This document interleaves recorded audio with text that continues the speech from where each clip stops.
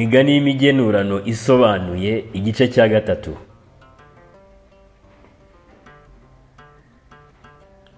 Abagore bagira inzara ntibagira inzigo.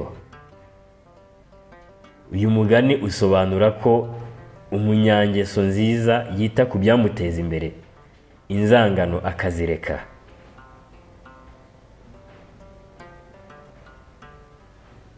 Abahigi benshi bayobya imbwa uburari.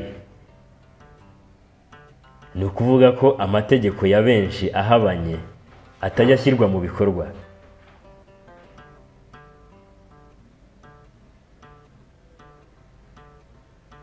Abahigi babiri ntibanyura inzira imwe. Bumvikanisha ko abategetsi babiri bataba ku ngoma imwe.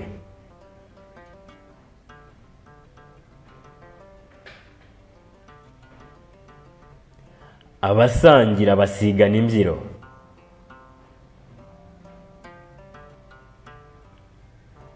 Uyu mugani usobanura ko ababanye igihe kirekire ntacyo bahishana.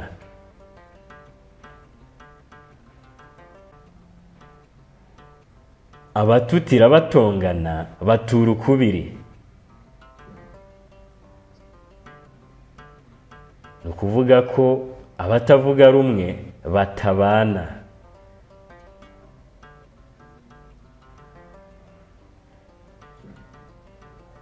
Abatanye badatata barasubirana, cyangwa abatanye badatata barasubirana. Uyu mugani usobanura ko abatandukanye ntacyo bapfa, nta kibabuza gusubirana.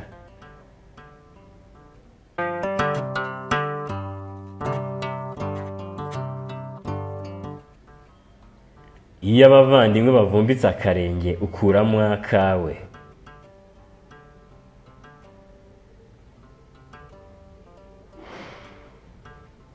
Ntukivange mu bibazo by'abavandimwe.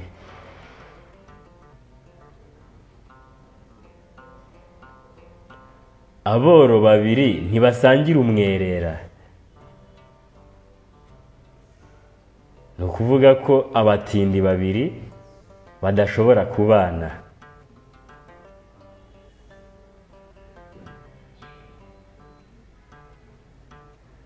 Agahanga k'umugabo gahuma katavuze.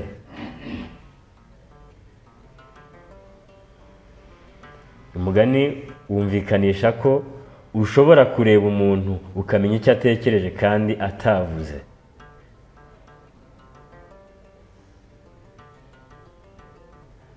Acuritse inkanda ntacuritse umutima.